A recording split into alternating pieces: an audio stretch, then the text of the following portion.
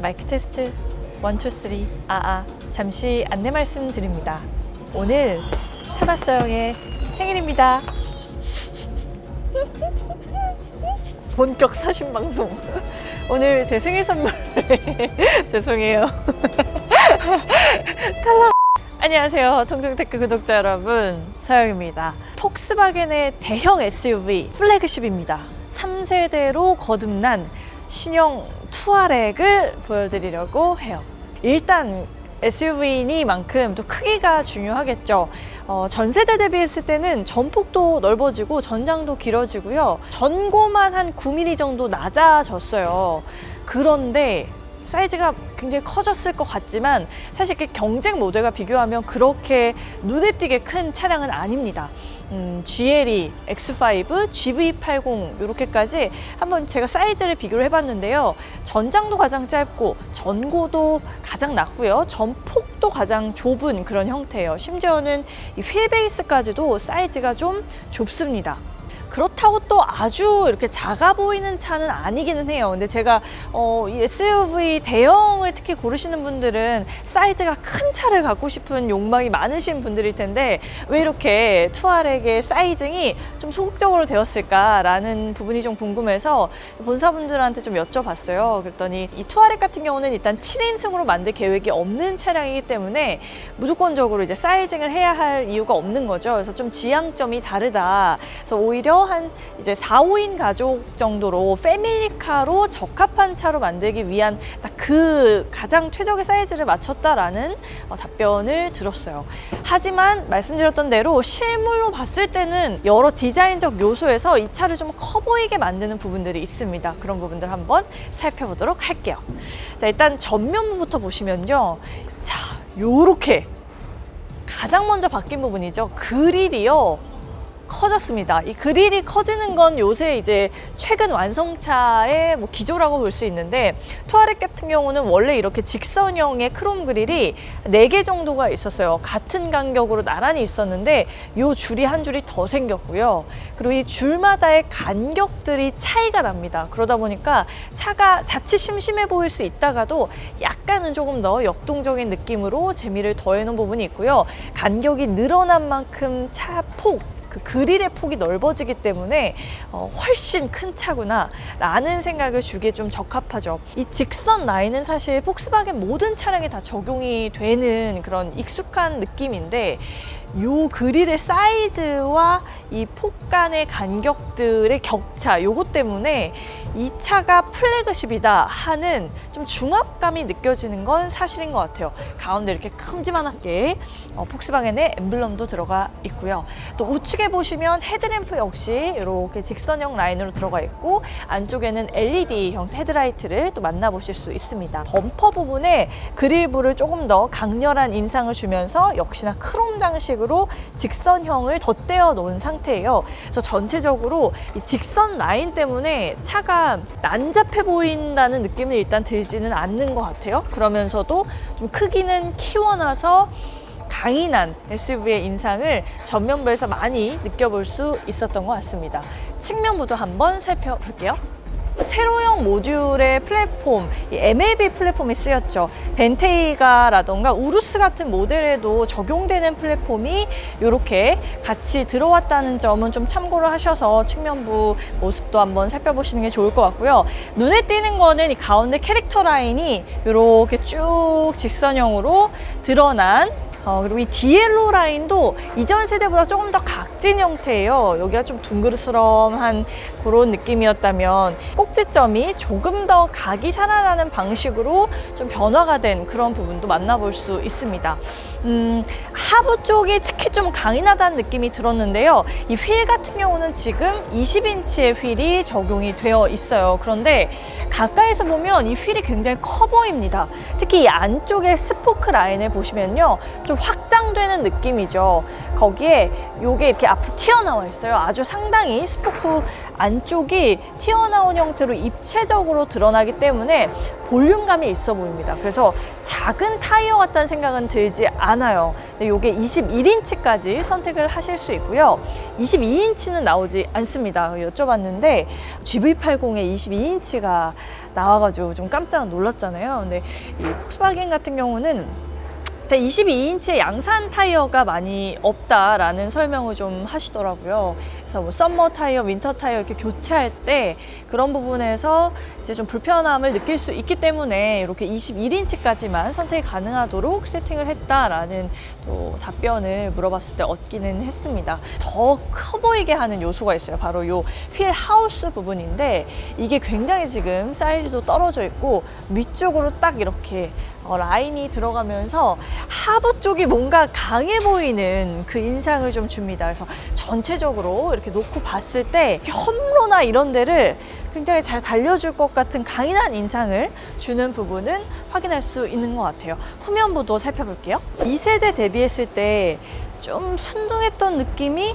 약간 세졌다라는 생각이 들기는 하죠. 이 테일램프 자체의 꼭지점이 역시 좀 앞으로 더 각도가 내려가서 이렇게 쭉 나와 있는 형태거든요. 그래서 이전보다는 좀 더 세진 그런 느낌을 들 수 있고, 또 전체적으로 멀리서 한번 볼까요?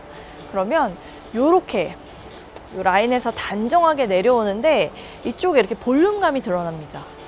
좌우 쪽에 볼륨감이 드러나면서 전폭이 좀 넓어 보이는 효과가 있는 것 같아요. 실제로 전폭 자체는 이전 세대보다 넓어졌다는 점 참고하시면 좋을 것 같고, 가운데 이렇게 또 한번 라인이 들어가서 굴곡이 나오면서 그 위에 이렇게 레터링이 써 있는 그런 형태고요. 아래쪽에 파여져 있던 홈은 역시나 없어지고 좀 단정하게 그냥 심플하게 들어간 형태가 나옵니다. 머플러 두 개가 있는데 안쪽에는 머플러가 이렇게 손이 들어가는 진짜 머플러 두 개가 이렇게 나와 있다는 점.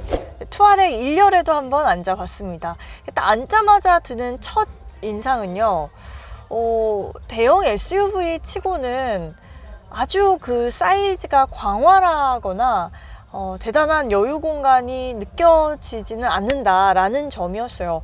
왜냐하면 이 대시보드 자체가요, 입체적인 형태로 나와 있어요. 운전자 쪽은 이 칵핏과 함께 좀 안쪽으로 들어가 있고, 조수석 쪽에는 이렇게 대시보드가 다시 앞쪽으로 튀어나오는 그런 형태입니다.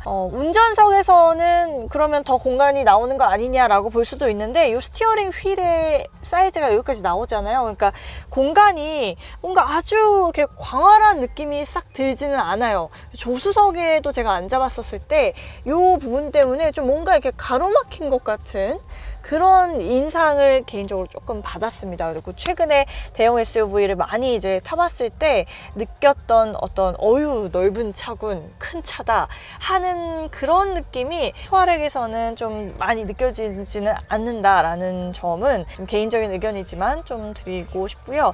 이 스티어링 휠 같은 경우의 인상은 사실 조금 아쉬워요. 왜냐면 이 스티어링 휠의 림 자체에 덧씌워진 소재감이 좀 아쉽습니다.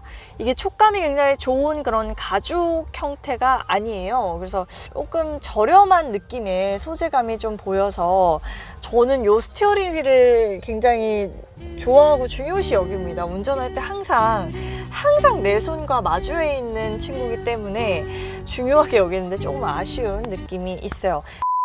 전체적으로 이 3포크로 디자인된 무난한 스티어링 휠이다 라고 보시면 될 것 같아요. 꼭 봐야 하는 가장 특징적인 부분은요, 바로 이 부분입니다. 스티어링 뒤쪽에 있는 이 계기판과 디스플레이 부분 딱 보시면 아실 거예요. 2세대에 대비했을 때 싹 바뀌었습니다. 이 12.3인치의 디지털 계기판이 확 눈을 또 사로잡는데요, 아주 사이즈가 큽니다. 정말 상상했던 것보다 사이즈가 더 커요.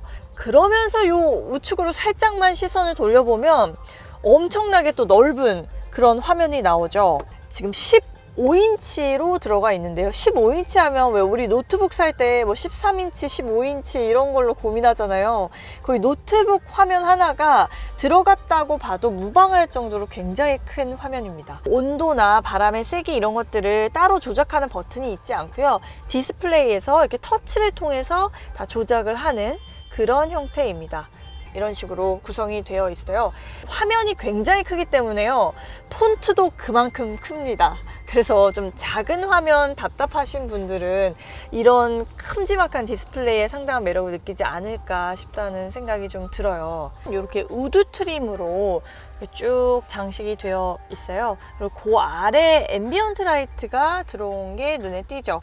이게 한 줄로 길게 도어부까지 쭉 들어와 있는데요. 그 위쪽에도 약간의 패턴이 들어간 앰비언트 라이트가 들어와 있는 형태입니다. 그래서 전체적으로 보면 면적이 꽤 넓은 게 위쪽에 나와 있어서 앰비언트 라이트가 많이 적용된 차라는 인상을 좀 주긴 하는 것 같아요. 길게 공조 부분이 나와 있죠. 이 아래쪽에 이렇게 공조 부분 또 다시 한번 나와 있고, 여기 수납을 할 수 있는 공간이 이렇게 또 컵홀더 부분도 이렇게 두 개가 등장을 하고 있고, 이게 바로 투아렉의 키입니다. 키는 좀 평범하고 깔끔한 형식이라고 보시면 될 것 같아요. 이렇게 부츠 타입으로 들어가 있습니다. 여기 시동 버튼 있고요. 비상등이 여기 있는데 굉장히 크네요. 사이즈가 아주 크고 이렇게 가지런하게 등장해 있는 것을 확인할 수 있어요. 그리고 여기는 이제 험로 주행 모드, 터레인 모드 제공이 이렇게 7가지로 되는 점 참고해 주시면 좋겠습니다.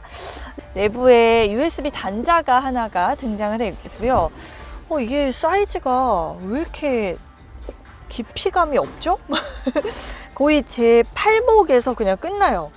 거의 깊이감이 없다고 보시면 되고, 좀 의아할 정도로 이 안에 뭔가 넣을 수 있을 것 같은데 말이죠. 운전석에는 없는데 이렇게 조수석에는 이렇게 또 그물망이 하나 나와 있어서 여기다가 뭘 넣을 수는 있겠지만, 야, 이거 뭐 많이 넣으면은 또 이거 해질 것 같다 이런 생각도 좀 들고, 이런 디테일이 좀 아쉬워요. 그 대형 플래그십 모델에서 우리가 만나볼 수 있는 그 고급화된 소재, 그게 주는 그런 감성적인 부분들은 좀 경쟁 모델들에 대비했을 때 약간 아쉽지 않나 라는 생각을 해봅니다. 그리고 앉았을 때 착석감은 그래도 편안한 것 같아요. 등받이 부분이 푹신한 편이에요. 내릴 때 이 차량이 자동적으로 뒤로 살짝 빠져주더라고요. 한번 보시면 문을 딱 열자마자 이렇게 바깥으로 좀 빠져주는 거는 약간 뭔가 매너 있는 차라는 생각이 들죠. 자, 2열도 한번 앉아볼게요. 레그룸 같은 경우는 한 요 정도다라고 보시면 됩니다. 주먹이 이렇게 2개 이상 들어가는 정도인데, 이 시트가 지금 앞쪽이 뒤쪽으로 젖힌 상태예요. 그래서 이렇게 조금 더 앞으로 빠져있는 좌석을 보면 좀 더 그만큼 레그룸은 확보가 될 것으로 보입니다. 헤드룸 같은 경우는 또 역시 주먹 하나 정도 기댔을 때는 더 많은 공간이 또 확보가 되기는 하죠. 이렇게 앉았을 때 착석감은 그 운전석의 등받이는 훨씬 더 좀 푹신한 느낌이 들었는데, 이거는 단단한 건 아니지만 운전석에 앉았을 때보다는 약간은 좀 이 각도 때문인가요? 약간 그 편안함이 덜 느껴지기는 해요. 그런데 이렇게 각도를 조절할 수가 있죠. 시트를 우측에 이 레버를 통해서요. 제가 이렇게 단계를 이렇게 갑자기 너무 내려오는데 다시 그렇죠. 요 정도. 요게 1번이고 이렇게 한 번 더 내려가면 요게 2번이고요. 한 번 더 쫙 내려갔을 때 요게 3번 각도, 이게 최대치입니다. 그래서 3번 각도로 요 정도로 가면은 약간 기대서 갈 수 있는 부분이 있기 때문에 앉았을 때 편해요. 그래서 좀 장기간 요 차를 타더라도 많이 피곤하지 않을 수 있겠다라는 생각이 들기는 합니다. 근데 그러려면 또 요 조수석이 요 정도 공간으로 안 될 것 같아요. 제가 이렇게 했을 때 약간 공간이 붙잖아요. 그래서 조수석이, 그러니까 앞쪽 1열의 좌석이 조금 빠져있다는 가정하에 이렇게 시트를 해두고 간다면 좀 편안히 오랫동안 또 갈 수 있지 않을까 싶네요. 가운데 앉았을 때도 역시나 좀 기댈 수 있기 때문에 편한 부분이 있네요. 자, 그런데 이 1열 뒤쪽에 이렇게 수납을 할 수 있는 공간이 또 그물망으로 이렇게 네트 형식으로 처리가 되어 있습니다. 대형 SUV고 플래그십 모델인데 SUV의 어떤 야생적인 느낌을 내기 위함인가요?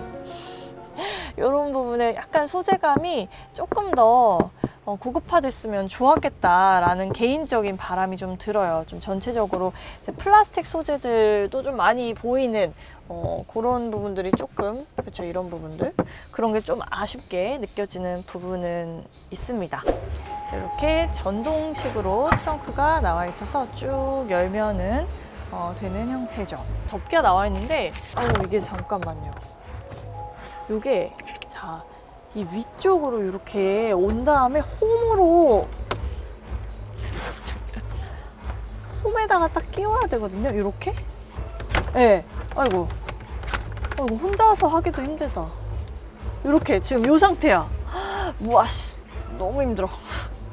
요게 이렇게 덮개를 덮는 것도 좀 상당히 공이 좀 필요해요. 왜냐면 딱 이렇게 안정감 있게 홈에 딱 넣을 수 있도록 길이 터 있는 게 아니거든요. 굉장히 불안정해서 혼자서 이렇게 아무튼 덮개를 딱 덮여 놔야 되는 그 부분 조금 참고를 해주셔야 될 것 같습니다. 어쨌든 뭐 요거를 자주 사용하지 않는다는 가정하에 다시 제자리로 원위치를 좀 시켜놓고 보면 공간성이 이 정도로 이제 확보가 되는데, 요렇게만 봤을 때는 이제 810리터 정도의 용량이 나옵니다.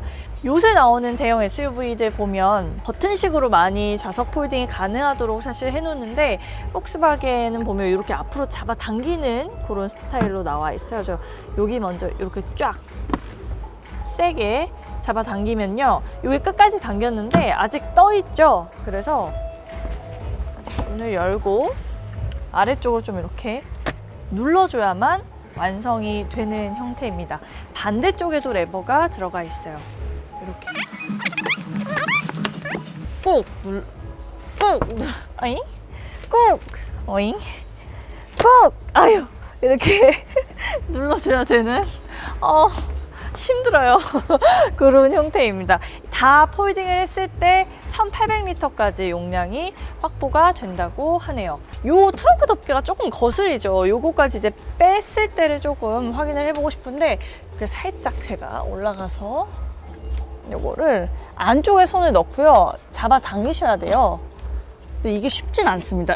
잡아 당겨서 위로 이렇게 빼야 되는데 힘도 굉장히 많이 줘야 해서요, 여성분들 이거 하기 쉽지 않으실 것 같아요. 반대쪽도 같은 식으로 해서 빼는 형식이고, 안에 넣을 때도 잡아 당겨서 이렇게 넣어줘야 한다는 점 한번 확인해 보시면 좋을 것 같습니다. 제가 오늘 하필이면 요 롱부츠를 신고 왔기 때문에 트렁크를 타보는 것은 조금 어려울 것 같기는 합니다만, 넓은 공간감이 확보가 될 것 같기는 해요. 1800리터 정도면. 그런데 이런 덮개 부분이나 하부 들어 올렸을 때 이 스페어 타이어가 또 들어가 있기 때문에 이 적재 공간으로 또 나머지 부분을 완벽하게 활용하기는 또 조금 어려울 수도 있겠다라는 생각도 들고, 신형 투아렉 엔진은요 3.0리터의 V6 6기통의 디젤 엔진이 적용이 됐습니다. 최고 출력은 286마력이고요. 최대 토크는 61.2kgm가 나온다고 합니다. 4월에 또 하나 나오는데, 이제 그때는 4.0리터의 TDI 엔진으로도 나올 것으로 보여요. 좀 더 고출력의 그런 차량이 또 준비가 되어 있으니까 그 점은 참고해 주시는 게 좋을 것 같습니다.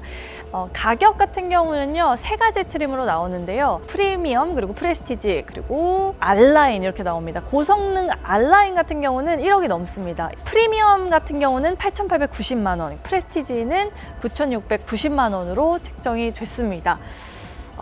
가격이 저렴하진 않죠. 사실 저는 듣고 좀 많이 비싸다라는 생각을 했습니다만, 좀 특이하게요, 이 폭스바겐에서 이번에 투아렉을 내놓으면서 보도자료 안에 할인율을 써놨더라고요. 그러니까 공식 출시가가 있는데 이만큼 할인을 합니다 라는 걸 아예 보도자료까지 이렇게 써놓은 걸 보면 그래도 꽤 가격적으로 마케팅을 좀 공격적으로 할 것으로 보이기는 해요. 요새 대형 SUV들이 워낙 많이 신차가 출시가 되었고 최근에도 국산차로 제네시스의 GV80이 나오면서 아무래도 더욱더 경쟁이 치열해지는 시장입니다. 그러다 보니까 뭐 프로모션, 할인 이런 것들을 통해서 차를 많이 팔아야겠다라는 야심을 좀 보여주고 있는 것 같긴 해요. 제가 한번 본사 측에 더 할인이 들어갈 계획은 없는지를 물어봤습니다. 그런데 이 프로모션이 앞으로 더 이루어질 예정은 아직까지는 없다고 밝혔고요. 그래서 지금 알려진 그런 공식적인 프로모션 할인율, 최종으로 가격이 내려갔을 때는 한 7천만 원 중반까지 프리미엄 라인 기준으로요. 그 정도까지 가격이 다운이 될 것으로는 보입니다. 그러면 얼마 전에 나왔던 이 GV80이랑 큰 차이가 없는 그런 수준까지 또 나오기는 합니다. 여러 면에서 좀 한번 이 상품성과 가격적인 면을 고려하셔서 선택하시는데 참고를 하시면 좋을 것 같다는 생각이 드네요. 이 차량이 아무래도 주행 성능은 또 좋다라는 이야기가 들리기는 합니다. 그래서 시승을 해봐야 또 진짜 SUV의 진가가 나오는 건 사실이에요. 그러나 이 외관, 내관을 좀 살펴봤을 때는 실내의 대형 모니터 그리고 이 실외에 눈에 띄는 라디에이터 그릴 이런 디테일을 제외하면 조금 디테일적인 감성 측면에서는 아쉬운 부분이 좀 느껴지기도 했다는 점은 개인적인 의견으로 한번 참고해 주시면 좋을 것 같습니다. SUV가 정말 대세인 시대인가 봐요.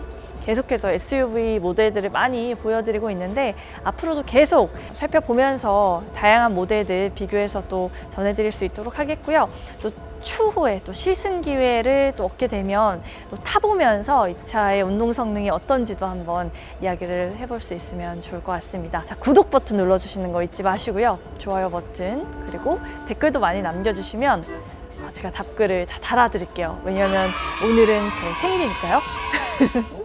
그래서 많은 이야기 남겨주시면 좋을 것 같습니다. 저는 또 다음에 바로 찾아올게요. 안녕. Happy birthday to me. Happy birthday to me.